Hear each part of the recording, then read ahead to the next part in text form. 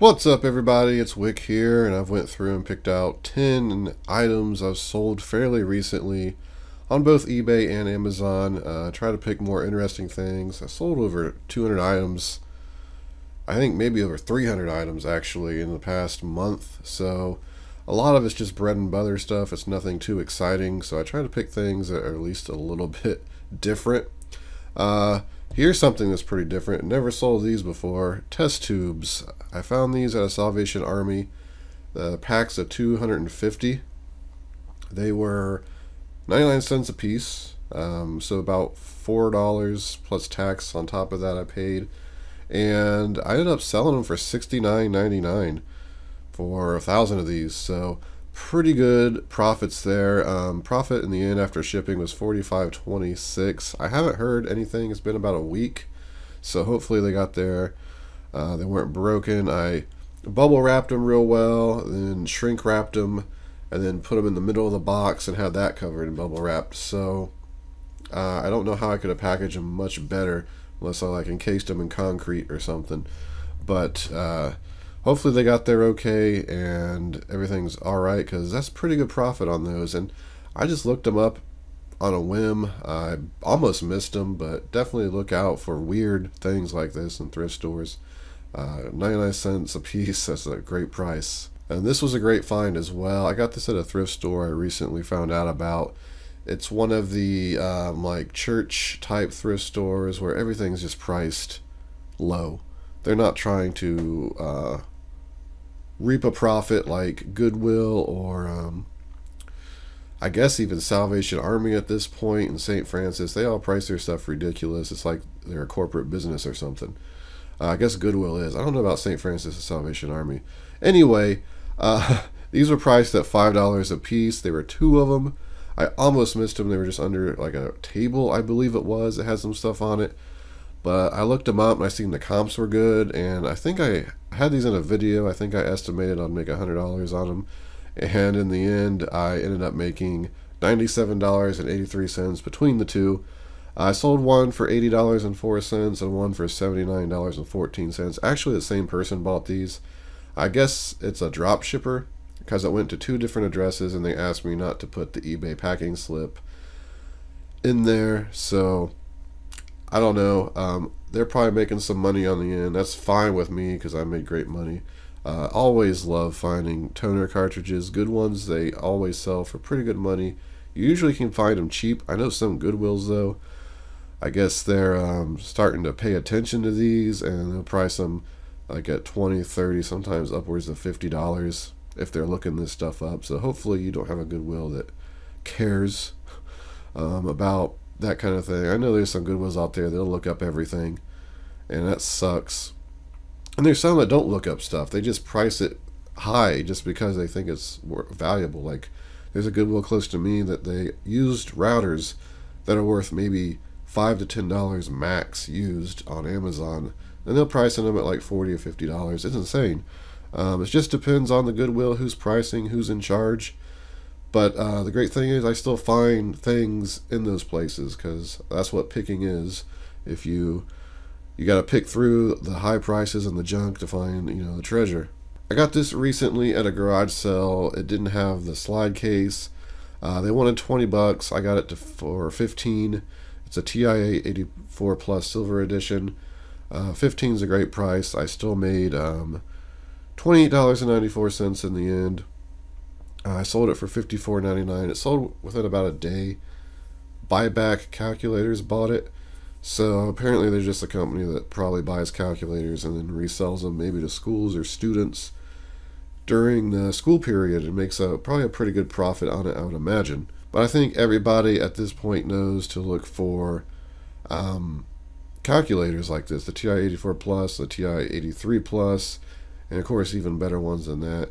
But even if they don't have a slide case or they're missing a back cover, you can still get pretty good money, because there's companies like these buyback calculators that will go ahead and purchase them up because they have tons of backs they can put on, and they don't worry about it missing a case, and they can put a case on it and they'll sell it and get a premium for themselves. And I like to have the batteries in. I like to show the screen completely filled up so they can see there's no like lines or black spots. It just helps the sale, I think. So here's some RPG books that I got at a garage sale, I think a couple of weeks ago. I ended up picking up 30, I think it was like 30, 32, I don't remember exactly. I got them all for $40. I almost didn't get them.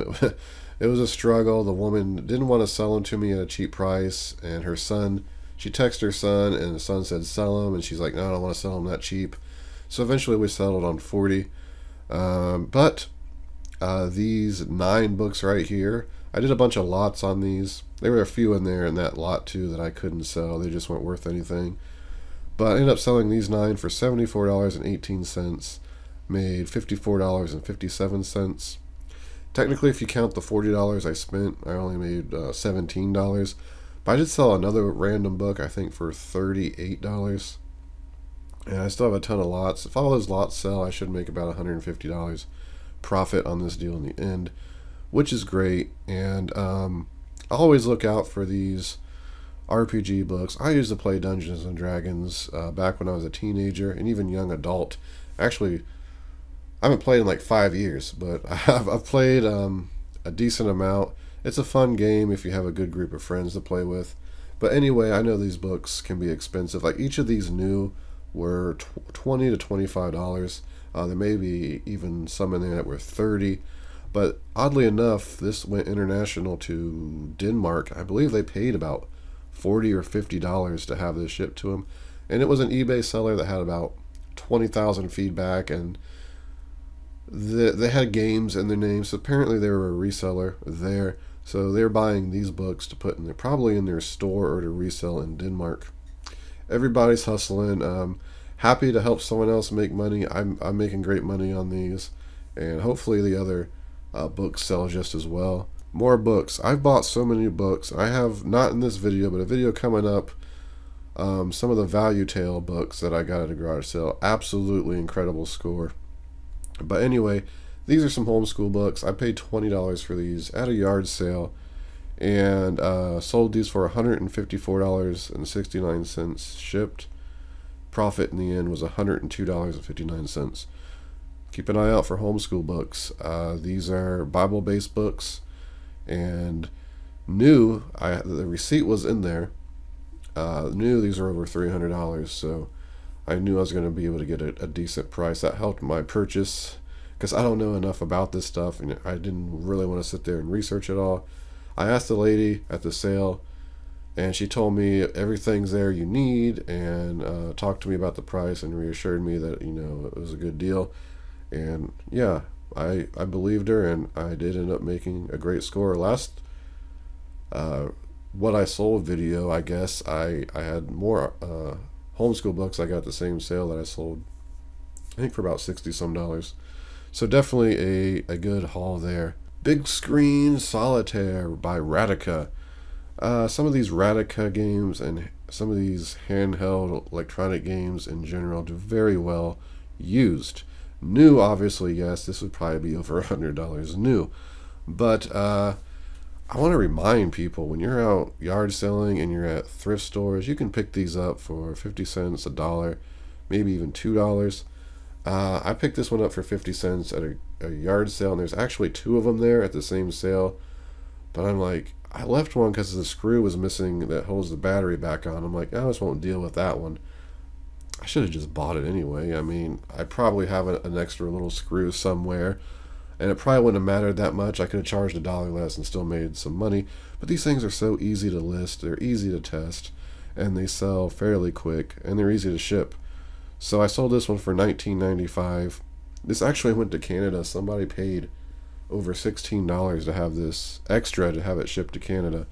If you're not selling international, you should be. You just get so many more sales that you wouldn't get otherwise. And I've had no problems at all. I've sold many things internationally. As long as you're going through the eBay international program, you ship it to Kentucky, then they take care of it. Anyway, $12.76 profit for probably took 5 minutes to snap pictures and list this. So I always try to pick up these little handhelds when I can. So here is some stuff from Amazon, and FBA is what I do on Amazon, and I sell most of my stuff on Amazon. It's just not that exciting stuff. But here is something that I bought last year after the 4th of July that went on clearance at Home Depot. These were $2.50 a piece. They're just the lights that, stars and stripes, it looks like it puts up. Paid $2.50, sold them for $24.99, and I had 5 of them. $14.03 profit on each one, for a total of $70.15 between all 5. Looks like I could have got some more money if I waited. I sent these in toward the end of May, I think, because I knew people would be looking for them for the 4th. Now they're up to $31.99. Maybe could have made about $5 more on each one. But, I'm happy I still made great money on them. $70. Only had to hold them for a year. But I have no problem doing that. I know some people do, but I've said it many times. I will buy stuff. See, if I would have tried to sell these when I bought them last year, I wouldn't have made any money. They were the people that were still left in them, they were pricing at like $10, $15. You gotta sell based on season. You just have to. And here's another example of selling by season. I got these last year. It was even like a retail arbitrage Walmart video. I paid $3 for these hose kits. It was in the fall, I believe August, and I was considering sending them in, trying to just get them sold, because the boxes were fairly big, and I thought maybe I could get them gone. I decided not to. I just put them in the garage, and ended up finding them less than a month ago, and like, oh, I gotta send these in. So sending them in at $29.99, and they sold super quick. They're just like a hose kit for one of the Walmart brand. I don't even know if it's Walmart brand, but it's the brand they sell, Summer Escapes pools. People are going to need these every year because they buy the pool. They're going to lose this stuff. The hoses are going to get damaged, and they're going to pay up for them. And this is what happened here. $29.99, $16.06 profit on each one for $48.18. I should have probably hunted at more Walmarts for these.